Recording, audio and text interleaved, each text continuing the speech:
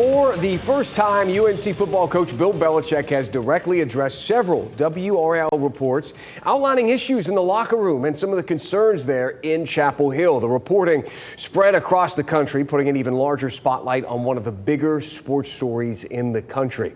Thank you for joining us here at 7 o'clock. I'm Dan Haggerty. And I'm Ashley Rowe. We had 5 people at Belichick's news conference today trying to get the Hall of Fame coach to shed light on the problems we reported first.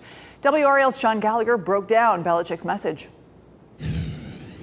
Bill Belichick started off his press conference emphatically denying any reports out there that he would accept a buyout, calling into question a lot of those reports, but not ours. He handled questions about the poor product we've seen on the field and the devolution of his team off it.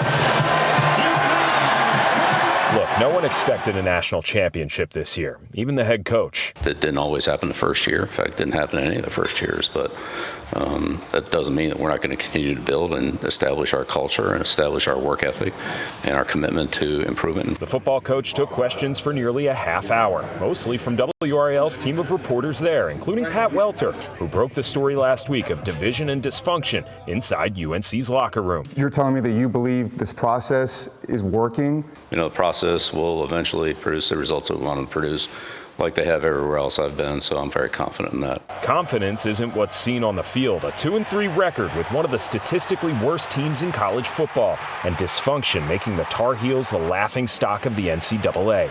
But it's blinders on for Bill's boys. You guys don't really pay, a ton of attention to it, right? Like we're just focused on getting better. Team captains Christo Kelly and Andrew Simpson shared support of the Belichick way today. Kelly saying he's seen world-class communication and effort from Belichick himself. He moved his office down from the 4th floor to the 2nd floor so that, if there's anything that, we need, anything that we see, he's there. But these aren't just anonymous reports of dysfunction facing the team. Assistant coach Armand Hawkins was suspended last week for allegedly providing extra benefits while facing further investigation for conduct detrimental to the team. What's your perception of how he treats players? Great person, great coach. He wants the best for everybody, not just the DBs, but just the entire defense. Always brings high energy, always has a positive attitude, and he just wants the best for everybody, regardless of what position you play or where you come from. It's just a good coach to have on the staff. Sean Gallagher, WRAL News, Chapel Hill. And Sean's report brings us to our quote of the day.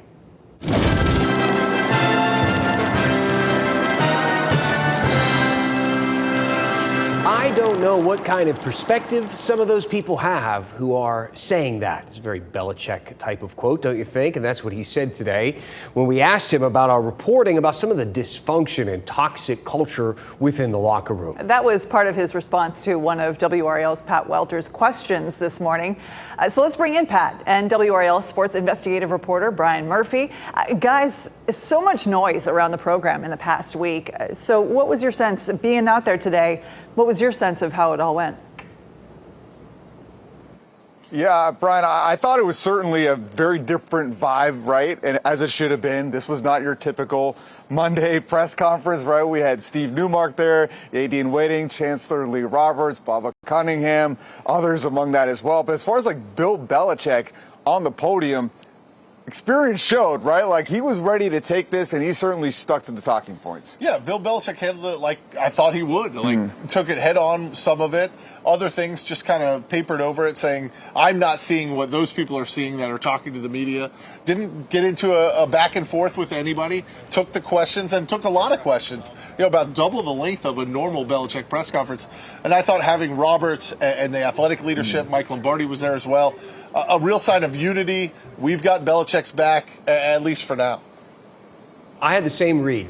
I thought Belichick would be stoic and answer all the questions, and he did what he usually does. He's good at blocking out the noise, one of his catchphrases. He is used to getting his team to do that as well, but those were pros, those were adults, these are college kids. I'm wondering if it's been more difficult, do you think, to manage that with these younger players?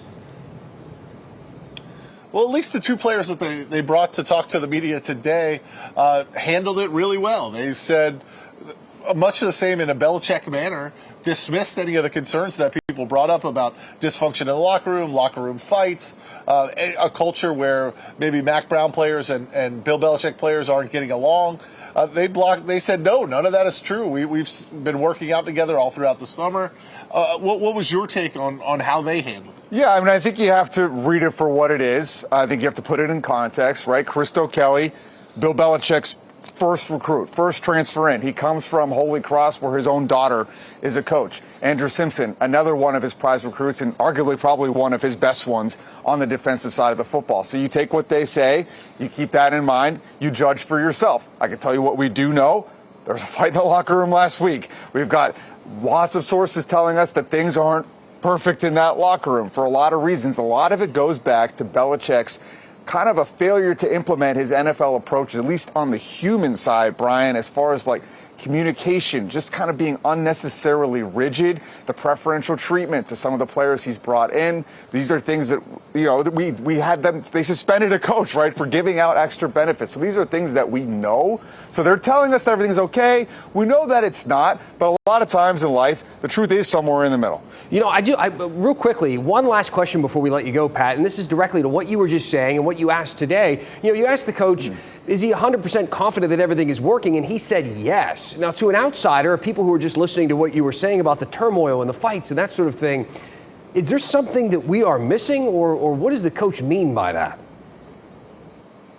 Well, I think what we're missing is that he's won 6 Super Bowls, and this is a confident guy that's at 73, you know, probably isn't looking to change that much. So I was trying to press him there because it felt like the right thing to do. When you're being outscored 120 to 33, you owe us more than that. Things clearly aren't working. That was at least my read, Brian.